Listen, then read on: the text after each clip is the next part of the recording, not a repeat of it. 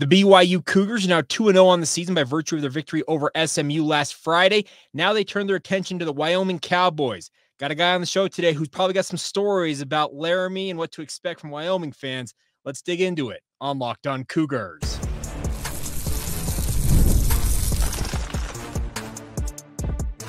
You are Locked On Cougars, your daily podcast on the BYU Cougars. Part of the Locked On Podcast Network, your team every day. What's up, everybody? I'm Jake Hatch, your host here on Locked On Cougars, resident BYU insider. Thank you for making Locked On Cougars your first view and or listen of the day, and thank you to all of you who are everydayers with us right here on your original daily podcast focused on the BYU Cougars. Today's show is brought to you by our friends over at 5 Hour Energy. Go to 5hourenergy.com, use the promo code LOCKEDONCFB, and get 20% off your order from 5 Hour Energy. All right, let's talk to the man, the myth, the legend, team captain for the BYU football program and good friend of the podcast, Connor Pay. And Connor, going to start you off with an easy one today. What did you and the offense do/get for the defense for bailing you guys out on Friday night? Gosh, I don't know if I have enough money to get them what they deserve, but yeah, they they had our backs big time in that game, and we were, greatly appreciative. Yeah, I can understand that. Now, a big win for you guys, all things considered, 18-15, the final.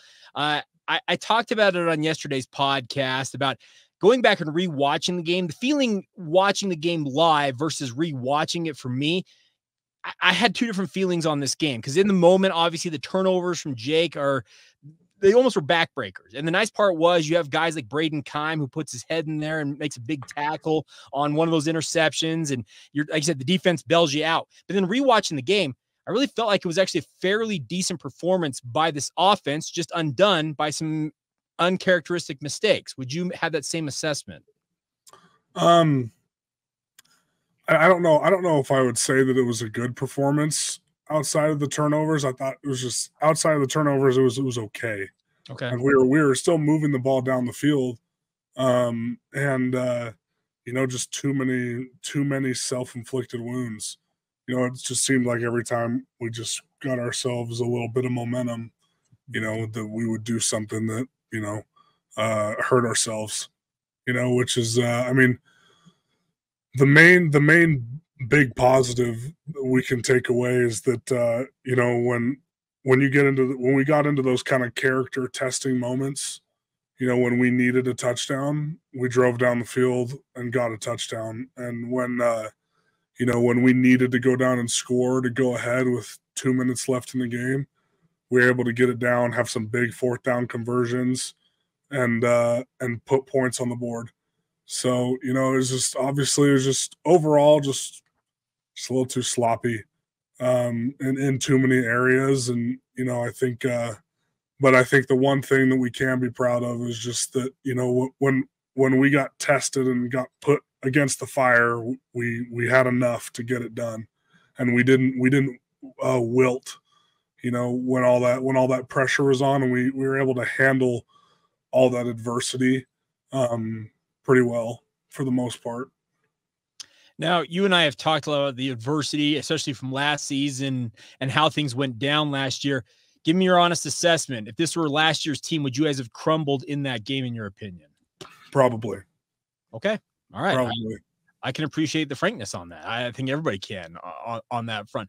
Now, where do you think that in this case of this team, where does the character come from?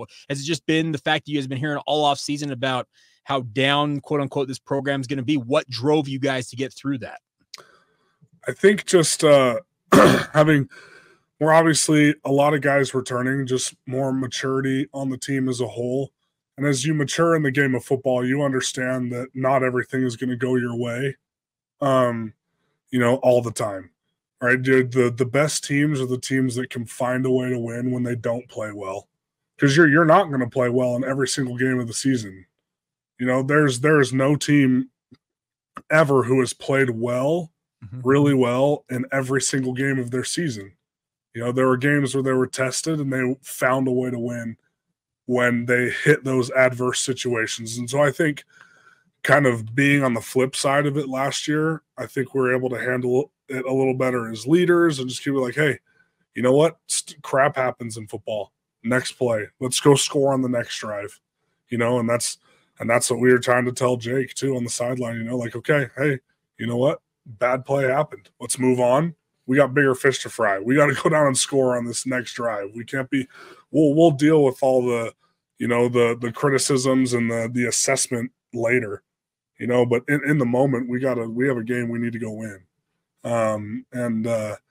You know, I'm proud of the way the guys responded in that, and that nobody faulted. Nobody started pointing fingers or blaming people or getting angry and frustrated. It's like, okay, hey, you know what? We don't have our best stuff right now, so we're gonna have to dig that much deeper to put these drives together and go down and score points. And thankfully, we did just enough. Talking with Kalani Sitake during his press conference earlier this week, so or later in the week, but he mentioned, and I asked him the question about the turnovers for Jake, and one of the phrases he used in the answer for me, Connor, and it was a pretty direct response: "Take care of the stinking ball." Now, let me pull back the curtain for some people out there that may be listening and or watching this. Coaches speak to their teams through the media. I think that was a message to Jake. Hey, we know that you had mistakes in that game against SMU, and I think it was for the entire offense. And it's a message, hey, got to clean it up here. Has that been the message internally as well? Of course. The message is always softer to the media. Okay. Always. You know, and so it's like, because I mean, it's taking care of the ball is an 11-man deal. You know, and so there was a play, you know, where you know, there was a lot of I mean, the screen play where the D lineman fell down.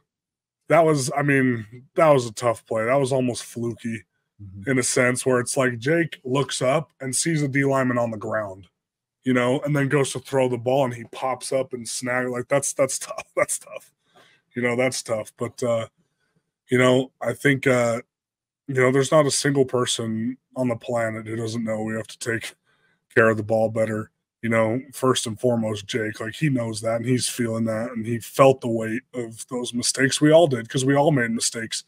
There was a play where my timing was off on the snap, you know, and that was the fumble. That's the play up, you know, and so, you know, I think we're all, you know, we succeed as a team and we fail as a team. You know what I mean? And so it's like, yeah, maybe one guy made a mistake here that was, you know, a little bigger than some of the other ones. And some guys did it on different plays too. But at the end of the day, you know, 11 guys have to execute. And we just didn't execute well enough. And again, we had flashes of it. We had moments. Like I think we still ended the game averaging or almost 4 yards a carry, you know, which is still good in the run game. But we just didn't have it consistently throughout the whole game. It came in spurts. And so that's kind of what happened today. You put those two, it was like two different teams playing on some of those drives where it's like, hey, like what's going on? We were making all these mistakes right here, guys going the wrong direction on a couple things. Then we come out in the next drive and we look like a well-oiled machine, you know, and we're moving the ball right down the field and we score a touchdown. And so it's just like, just have to be a little more consistent. And it was just too sloppy at times, you know, obviously. So there's a good laundry list of things for us to address during the week. Aaron Roderick said that the play you referred to with your snap count, that was the fly sweep supposed to go to Cody that ended up being that fumble for Jake in the first quarter. And, and if you rewatch that play, honestly, I know that you're going to beat yourself up over that snap count, and it happens. But you look at that play, it was ready to rock and roll because Caleb and the tight end, I remember who the tight end was on that play. They were out there and ready to rock and roll with Cody on the edge. Yeah, no, it was. And so, you know, because in the moment, I didn't realize I had snapped it. It didn't feel late. Yeah. In the moment, and I go back and I'm watching it, you know, and so that fumble is my fault. Okay. You know, if I snap the ball on time, you know, then we hand the ball off, no problem. You know, and so that's not Jake's fault, that's mine, you know. And so like I said, you know, it's you know, everyone, you know, as the quarterback, you know, everyone's gonna blame you when things go bad and everyone's gonna hype you up when things go good. You know, that's just the way it is. And so, but you know, I guess in the building and as a player, you know that it's you know, it's an 11-man deal, you know, and it's not all on one person to get the job done. Now, obviously, did he make some mistakes too and some dumb decisions? Sure, but so did all of us, you know. All right, now you guys turn your attention to the Wyoming Cowboys. Now I know your dad, you've got family who know a lot about the Wyoming Cowboys. You probably heard plenty of stories yourself. You're probably looking forward to that game. We're going to dig more into that momentarily as you roll on right here on Locked On Cougars. Today's show is brought to you by our friends over at Ultimate GM. They have a brand new mobile game called Ultimate College Football HC. It's an incredible way to get in and have some fun, stepping into the shoes, figuratively, of a college head coach and lead your college program to glory. Can you imagine actually being the head coach, potentially, of, like, say, the BYU Cougars? From recruiting players and hiring coaching staff to overseeing the training camps and handing out school scholarships, you control every crucial detail of your program. It's all in your hands. Will you be able to handle all that pressure? But more importantly, it's what I really love about the game. You're responsible for calling all the offensive plays in game as well. Your strategy will not only determine the success of your football season, but also shapes the strategy and the future and the legacy of your program going forward. The best part is Ultimate College Football HC is completely free, has no ads, is 100% playable offline. You can play on the go as you want and when you want. And of course, you have a special offer for our friends here on the Locked On Cougars podcast. Use the promo code Locked On CFB, all caps, inside the game store to receive a free booster bonus to your program. Make sure you take advantage of this perk, as it will get your team off to a strong start in the game. To download the game, just visit ultimate-cfb.com. That's ultimate-cfb.com, or look it up on the app stores wherever you get your apps. It's called Ultimate College Football HC, and begin your coaching legacy today. Thank you once again for making Locked On Cougars your first listen of the day. If you have not done so already, please check out our friends over the Locked On College Football podcast. Spencer McLaughlin's getting you caught up on everything going on in the greater college football universe, all the storylines, the reaction to the biggest games. It's all available wherever you get your podcasts, also available on YouTube. It's Locked On College Football, proud part of the Locked On Podcast Network, where, of course, it's your team every day. Rolling on now with Connor Pay, and you guys turn your attention now to the Wyoming Cowboys. Connor, your dad played against Wyoming back in the day. You've talked about how Mike Empey is practically an uncle to you at this point in your life, and I'm sure there's a bevy of other former BYU players that you know well. What have they told you about going up to Laramie, Wyoming, and playing in War Memorial Stadium? Yeah, I mean, of course, there's all kinds of crazy stories, but they really hate BYU, and they anytime they get the chance to have BYU come to Laramie, they get up for it. Yeah. And it's as a player, having heard the stories, I'm pretty excited about it. I'm pretty excited to go experience it, because honestly, in a lot of ways, hostile environments are a lot of fun to play in. Mm-hmm. And so, I'm hoping that coming out of the tunnel, I don't get peed on, like has happened in the past, or have alcoholic beverages dumped on me, but who knows? Crazy things happen in Laramie. And what else do they have to do out there besides get excited for their football team? You have to live in a crappy place like that. At least they got one thing, and that's Wyoming football. So props to them for being passionate. Okay. One of the few times that Lavelle Edwards ever kind of like strayed from being the Lavelle that we all know and love was a comment he made about Laramie. He said, "I'd rather lose and live in Provo than win and live in Laramie, Wyoming." And I think I've seen that. It's existed for decades now, and I know that Pokes fans, it drives them nuts. My dad was there one time, Connor, when the urination off of the railing onto BYU football players took place. As I understand it, they've since revamped where the opposing team comes out of the locker room, so that's kind of hard to do now. So okay, be a little safer on that side of it. But this is also a crowd that I've let's just put it this way: I've heard grandmas chanting "F-U BYU," and it's not the letter F. Let's just of course.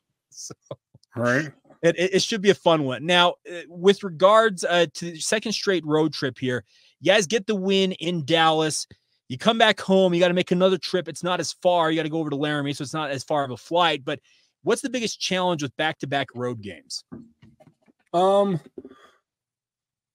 think honestly, it's probably just the travel aspect. Okay. I think, and I mean, this one really isn't that bad because we played on a Friday last week. So we had an extra day of recovery and an extra day of preparation. And so, I think last week was a little different because we were going on the road and we were playing on a Friday. And so everything was accelerated and we had to travel. Mm-hmm. So obviously we don't have to do that this week. So, and with Wyoming being so close, I don't, I think the most difficult part about it is just not being at Les, it's just because it's just different, obviously home games are just super fun, And so I think that's the most challenging part about it, is just not being with our fans at home, and I mean, SMU almost felt like a home game. We had just as many fans there as they did. And so we'll see. I feel like over the years, I'm sure Wyoming has put in some type of system or safeguard to keep that from happening, because BYU fans travel so well. So we'll see how many end up there. But, I think, yeah, those are probably just the more challenging aspects, I think, of going on the road and back-to-back weeks. But yeah, thankfully it's not a super long distance. And so it would be different if like we were going to the East Coast twice and switching time zones, because that messes up your sleep and all this other stuff. So, but no, I think this one's not too bad. So now, the thing about it is, as I understand it, War Memorial Stadium up there, when it's filled, and this might be a little outdated, at one point, Connor, when they filled that stadium up, it was the 4th largest city in the state of Wyoming. So do with that what you will. That's awesome. It shows you just kind of how there's like a small part of you that just has to respect it. Yeah, you do. And here's like, you know what? Like, they show up for their team. They do. Well, okay. The last time they beat BYU, I don't know if you know this, they tore the goalpost down and paraded them down Main Street in Laramie. And that was a game, and I think it was 03 or 04 between two losing teams, Connor. Neither team was going bowling at that point, but they paraded the goalpost down Main Street. So yeah, so they're in it. They are, and they have a healthy disrespect and hate for BYU. It's a sports hate, might be visceral, at the same time. Now, Kalani, Sitake, and Aaron Roderick both have lifted the lid on this, saying that both LJ Martin and Hinckley Ropati are considered doubtful for this week. So your top 2 running backs unavailable in this game. Yeah. What do you guys do as an offensive line to bail out guys like Miles Davis, Enoch Nawahine, Pokai Haunga, the other guys who are now going to have to step up into that role? I think, obviously nothing's going to change, schematically or things like that, because they know how to run our offense. Mm-hmm. Enoch popped in and had a huge 4th down touchdown run. They know how to run our offense. I think for us, Miles is a vet. Miles isn't going to have any issues. He's been here before. If I remember correctly, he played really well last time we played Wyoming. Career high yards. Yeah. And probably would have had another touchdown if I didn't get a holding call. Which we watched it again today, thankfully. Coach Woods decided to bring that one up again. But I don't think he knew I held, though. So, but I told him when he brought that clip up, he was like, "It's a great touchdown run." I was like, "Didn't count." But about that, Coach. But yeah, after watching it again 2 years later, still not a hold. Okay, still to this day not a hold. But anyways, and so I think, but for younger guys like Enoch, I think it's just we as an O-line got to be on our P's and Q's to set up our combo blocks really nice, make his reads clear. Not have any technique issues that muddy his reads. And so I think that's where, we can make the biggest difference, is just come off the ball, knock them back, give him space to make his decisions, and just make it the easiest we can on him, and so because if we're off or the timing's not right or our combos aren't clean, it really makes the reads that the running back has to go through really muddy on what hole they should hit. And so I think that'll be a big thing we can do to help Enoch out this week. Now, Wyoming is known as a pretty hard-nosed defense. That's kind of what they have built their reputation on under their coaching staff. I know that they have a new head coach this year, Jay Sawvell, but he's been there for quite a while, obviously working with that staff and Craig Bull. What do you see on tape? What do you expect from them? Yeah, I mean, honestly, I'd see on tape exactly what I saw when we played them a couple years ago. They're obviously they're not the most skilled team we're going to play this year, right? But what they do is they know their defense and they play hard. They're hard-nosed dudes, blue-collar dudes, and they hang their hat on that. They hang their hat on effort, and physicality is going to make up for what we lack, And so when I see them on defense, I see guys like they don't do a ton of crazy stuff. Not a lot of twisting, stemming, not even a lot of blitzing. Mm-hmm. They kind of line up and play and say, "Hey, here we are. We're going to hit you in the mouth, and see how you handle it, and see if we can, if you can handle it." And so, I think that's why they've been successful on defense. You know, in the past is, you know, it's they overcome those things with just physicality and effort, right? And they play hard. They do. They play really hard, and they try to hit you. And they get caught at times, you know, kind of you know, like we saw in the ASU game, being outclassed a little bit in some areas. But you know, I think you know, I watched that ASU game to the very end, and they were getting killed, and the effort didn't change, which I have a lot of respect for, you know. And so I think we got to come out and be ready for them to be physical, and we got to be physical or more physical back, and you know, and you know, try to get the ball moving against these guys. And so, you know, I think looking forward to the challenge. All right, last thing on Wyoming for me, and you don't have to answer a long, elaborate answer. You taking your cowboy hat or boots to Laramie with you? No, I don't have either of those things. Okay. I'm not gonna disgrace cowboy culture by trying to claim that I am one. Okay. You know, and so I think everyone has a country phase in their life where it's like, man, I would love to just own a ranch and do that, and then, you know, 6 months later you snap out of it, you know. But yeah, no, I'm not going to claim that. I'll leave that to the real Cowboys. I'm not going to disrespect them like that. All right. Sounds good. All right. We will finish up this edition with Connor Pay as we typically do with your questions. Our listeners obviously send those in. We'll get to those momentarily right here on Locked On Cougars. Today's show is brought to you by our friends over at 5 Hour Energy. Now, 5 Hour Energy is here for you guys to get you through whatever you happen to be doing. Obviously, this time of year, a lot of us are watching a lot of sports. So grab a 5 Hour Energy shot to stay alert during all of your favorite games. Or if you stayed up late to see that intense overtime game, take a 5 Hour Energy shot in the morning so you can start your day the right way the day after to get you through everything you need to do. 5 Hour Energy shots give you the feeling of alertness and energy you need to get in the zone and get done whatever, frankly, you need to get done. It's an incredible offer that you have for you guys. 5 Hour Energy is the brand hardworking people like you have trusted for over 20 years to give them the alert, energized feeling they need to get through a busy, hectic day. You always know exactly where you can find those 5 Hour Energy shots right at the cash register at nearly every convenience, drug, and grocery store nationwide. They even have a special offer for you, our listeners, though. So go to 5hourenergy.com. That's the number 5hourenergy.com and get some 5 Hour Energy product today. You can use our promo code LOCKEDONCFB to receive 20% off your order. Offer is only available until September 30th on one order and cannot be used with other promotions. And the code is not good on subscription orders either. Once again, that's the promo code LOCKEDONCFB at 5hourenergy.com. Get your product today. That's 5hourenergy.com. Thank you once again for making Locked On Cougars your first listen of the day. Sign up for the Locked On Cougars Insider Group today if you want to ask questions to Connor. It's one of the things we reserve for our Locked On Cougars Insider Group. It's an exclusive perk.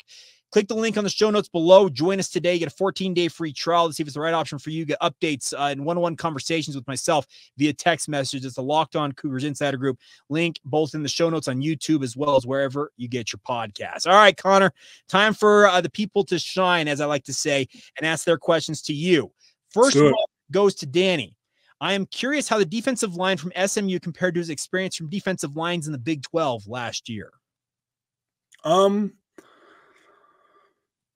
They definitely were pretty good. I mean, number 10 on the inside, I'd played against him before. He was a D tackle at Arkansas when we played them last year, so we were familiar with him. Number 5, one of their DNs, number 5, was a really good player. Mm-hmm. He was a really good player. Probably one of the better DNs we'll face this year. But I would say, I guess, in comparison to the rest of the Big 12, I mean, that's a hard comparison for SMU because I think we played 4 of the top 10 D tackles in their draft class last year. Mm-hmm. And so it's like, I mean, you know, they weren't as good as some of those guys, you know, and so, you know, I think they're probably middle of the pack. Okay, fair enough. Next question. This actually kind of relates. So when most people hear and or listen to this, Monday is the 100th birthday of President Nelson, the president of the Church of Jesus Christ of Latter-day Saints. A big celebration for him to reach the 100-year mark. Really cool thing. I'm going to relate that with this question from Taylor. It says this: has anyone asked Connor about the church during a game? Oh yeah, tons. Okay, tons. It usually starts with teasing or something, making fun of something, and then you like correct them in a snarky way, and they're kind of like, "Wait, what?" And then Like, oh yeah, this is actually how it's done. And then they'll ask you and be like, really? so I've had ironically, I've had quite a few gospel discussions on the field. Okay. So you even led to a Book of Mormon handout at the end of a game once. Really? Yeah. Can we ask which game, or do you want to keep that to yourself? It was a couple years ago. It was after Georgia Southern. Okay, very cool. And so, I mean, I remember it was a big news story when Isaiah actually Kafusi actually gave a physical copy of a Book of Mormon. Okay. I had the D tackle I'd gone against that whole game. We chatted the whole game and ended up following each other on Instagram afterwards. And because I had told him at the end of the game, I was like, dude, I'll send you the link to the Book of Mormon. It's pretty sweet. And he's like, dude, send it. So we still correspond on Instagram every once in a while. But yeah, sent I think he ended up transferring to Arizona State and finished his career there. But yeah, I ended up DMing him the link to the Book of Mormon online. So look at you accomplishing your 99+1 President Nelson, just a couple of years ahead of time, same exactly. All right. Next question comes from Christy. Is the team taking Wyoming seriously? Don't want to get cocky, with a smiling face emoji. Very, very. All right. You have to earn the right to play well every single week, regardless of who your opponent is. And that's earned Monday through Friday, right? And I don't think we did a good enough job last week of taking advantage of every single day of the week in preparation for the game. Had a couple sloppy practices last week, and it led to a sloppy, performance on the field. And so, as crappy as that is, you can definitely look at a cause and effect, right? So you go out and have crisp, clean practices this week and earn the right to be confident and play well on Saturday. And because we've played these guys before, we know how hard they play and how badly they want to beat us, and so definitely not overlooking them by any stretch. Laramie asked this: are there offensive goals that Connor has in mind for the Wyoming game in particular? Just want to move the ball consistently. All right, can't be this like we were last week. Got to get out of third and long. Right, got to move the ball on first and second down.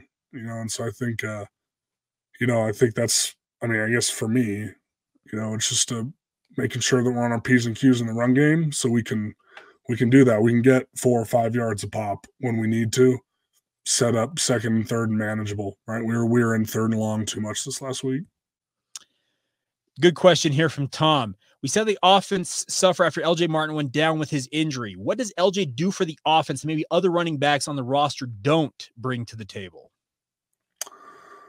It's a good question. I think just LJ has great feel, great feel for the game in terms of, and he's just, he's thick in his lower half and he's a strong runner, but he's also really smooth and almost like glides through people, and people kind of just bounce off of him, And I think Falau is almost kind of similar in that aspect, but LJ just has great feel, can find the hole and slip through it and get 3 or 4 extra yards with guys, breaking arm tackles and guys bouncing off of him. It's like, I don't know, there's almost, I feel like the best way I can describe it is there's almost like a smoothness to it. Okay. Well, I think anybody who watches that can see that from LJ. He's just, you can tell he is a polished runner. He's a lot in the mold of a Tyler Algier in my mind. I know that's lofty praise, but you see similarities between those two in my mind. All right. Yeah. Good question here as well. This comes from Daniel. Now, Pro Football Focus and their grades are what us as fans and media kind of rely on. And they had you and Caleb Etienne as the top 2 rated offensive lineman for BYU against SMU. But Daniel asked this: can you ask Connor who graded out best from the offensive line in the game if he can answer that? Caleb did, I'm pretty sure. Okay. So yeah, Caleb was the player of the game. Is that what was he this, I guess, compared to Southern Illinois, same level? Where did it go there in terms of his grading? Off the top of my head, I can't remember the comparison of the two. Okay. But I know that we graded out higher as a group this week than we did against SMU, or against Southern Illinois. Sorry. So, I mean, as a group, there was there was definitely, you could see that there were definite areas of improvement. Now we just got to go put it together a little better for 4 quarters.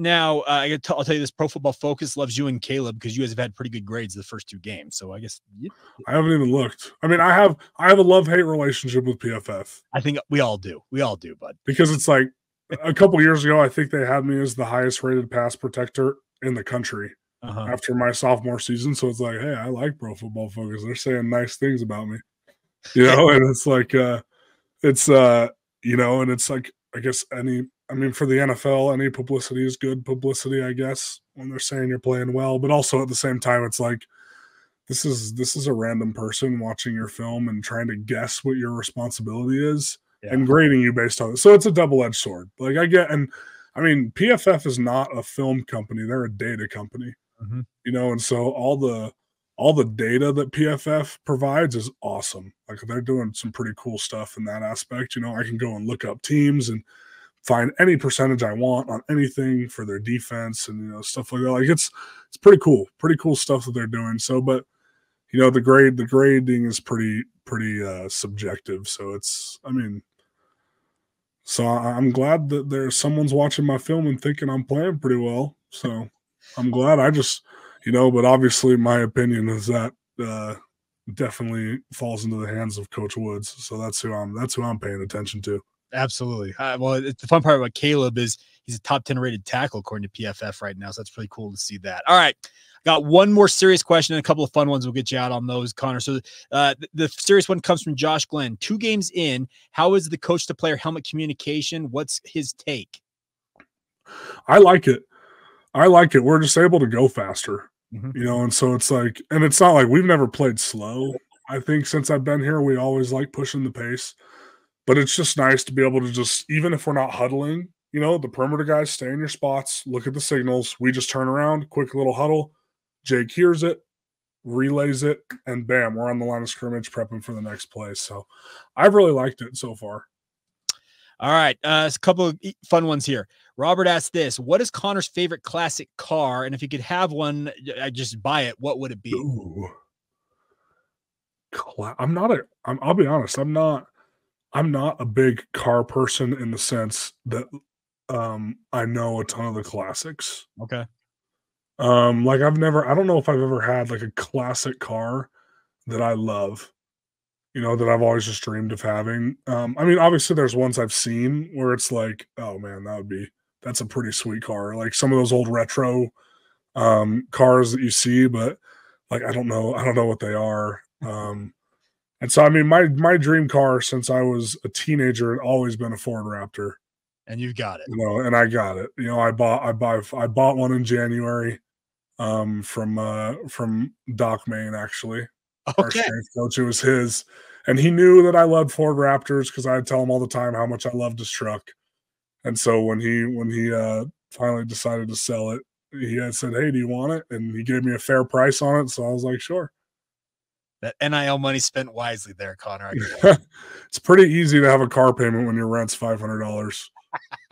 Sure. My rent and my car payment is less than some people's rent alone, let alone a mortgage. Yeah, well, as a guy who's got a mortgage and a car payment, I'm very jealous. Let's just put it that way. All right. Spencer asked this for Connor: what are some of the best Boy Scout pranks you have done in your life? Boy Scout pranks? Yes. We're gonna have to go deep into the archives here. See if I can remember, because I got my Eagle when I was 13.